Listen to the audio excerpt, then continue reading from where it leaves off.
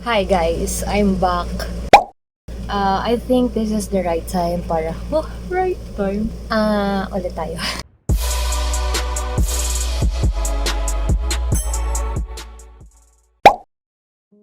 Hi guys, ayun. So, kakauwi ko lang galing school. Ginabi na ako. Actually, it's 11 p.m. na. Ngayon tayo mag-unbox ng aking parcel. So, ito na siya. I'm so excited. Ay, sorry. Eto, may gunting ako dito and then ito na. So, ayun. Quick vlog lang kasi matutulog ng aking pamilya. Bawal na maingay. Let's go. Fangirling era. So, lang kasi i-share and i-keep yung memories sa aking fangirling era bago ako gumraduate sa pagpa-fangirling ko.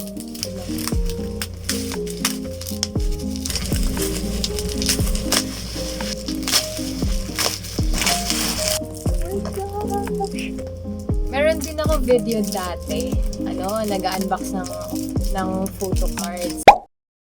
Though it's unofficial, pero wala lang, grabe yung kilig ko. Wow! Ang ganda. May konting damage lang dito, pero it's fine. Wow! Ganda ng sticker nila. Wait, ika-close ko muna yung mata. May siya, may official photo card din siyang kasama. So, ito yung sticker. And sorry. May tape din. Parang caution tape. Pero pagtatag yung nakalagay. Parang hindi siya nakafocus. Hindi nag-focus. Anyway, basta yun. Sana yung mukha ni sana mukha nung bias ko na si Justine. Or bias wrecker ko na si Pablo. Actually, lahat sila gusto ko eh. So, wala na ng bias. Bias ka silang lahat. Ganun. Wow! Hala! Hindi si Just, pero si Ken. Pogi. Tingnan nyo. For quality kasi yung camera ko, pero ang ganda niya sa personal. Kita nyo? Ayan o. Meron pa. Wait. Kompleto sila. Hala! Huwag katabi yung hindi nagpa-focus. Kita nyo? Diba? Ito o. Diba? 3 photo card yung kasama. Isang solo. Tapos dalawa. Isang 3 sila. Tapos 3. Gulo? Ewan ko sa'yo. Isa pa. Isang solo. Isang 3 sila. Si Ken, si Justine, and si Stell. And then yung Groovy. Labo kasi nung camera ko eh. Uy, may pa, hair strand. Kanina to. Kay Ken ba to? Wow! De, joke lang. Ang OA, no? Pati hair strand. Hindi ako natanggalin. Ayaw matanggal. Sige, kayo muna mauna. Hey! Wow! Shucks!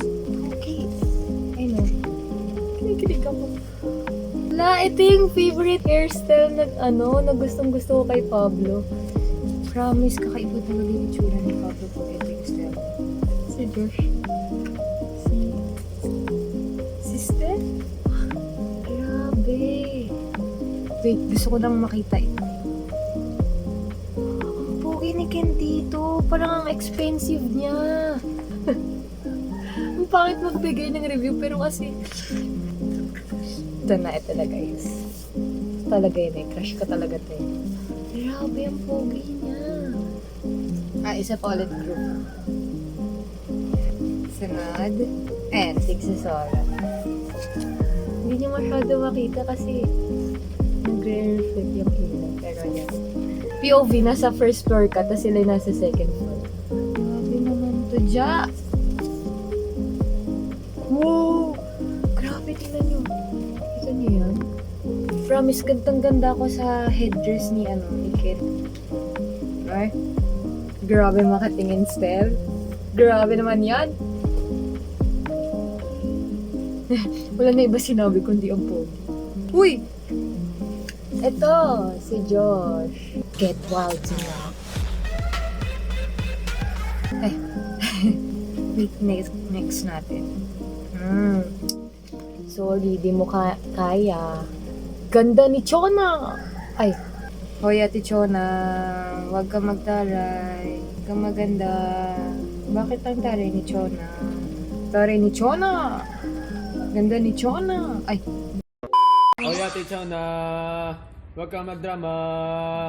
Di ka maganda. Puro ka taray, Ate Chona. Eh!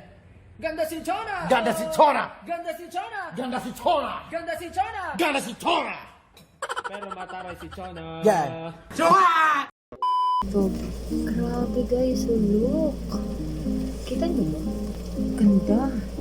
Grabe yung creative shots. Kung mapapanood niyo yung behind the scene ng photobook na to, grabe yung effort nila. Grabe. Oy, may mga lyrics siya sa last pages. Gento, I want you, Crimson, Ilaw. Guys, yung Ilaw, stream nyo, promise. Nakaka-LSS siya. And favorite ko yung part ni Pablo dun. Next na kanta, Liham, Freedom. Ay, yung Liham guys, grabe. Ito yung nakakaiyak din. Kasi meron silang ano dito. Yan, may ganyan-ganyan pa sila. Ano ba tawag dito? Credits. And yung small message nila. Uy, nakadikit pa. Tingnan nyo guys, di ko matanggal kasi may something na nakaano. Ano ba ito? Please, huwag ka masisira. Shucks! Tuloy. Tingnan nyo. May white spot tuloy. Ito, may dumikit. Ay, ang last na laman, may poster. Though, aware naman ako, pero grabe guys. It's so nice. Grabe si Stel, no? Grabe yung glow up ni Stel, promise. Actually, lahat naman sila nag-glow up, pero grabe na sila. Okay po. Chill lang. Pogi nilang lahat. Parang, I think bias ka silang lahat. Wala nang ano. Crush ko silang lahat. Grabe, you're such an honor. You're such an honor! Dapat pala ano no, sa kisam ito nakadikit. Kasi ganyan yung POV. Di pag ano, pag nakahiga ka, para ka lang nilang sinisilip. Ayan. Tapos ayun na guys, ang ganda rin ng box niya kasi, yun. Yun ba, excited ako umuwi kasi kaninang umaga dumating to, di ba? Sana talaga, SB19 kung napapanood nyo to, gusto ko kayong makita. Tapos parang meet and greet, kwentuhan lang tayo kasi sobrang grabe talaga.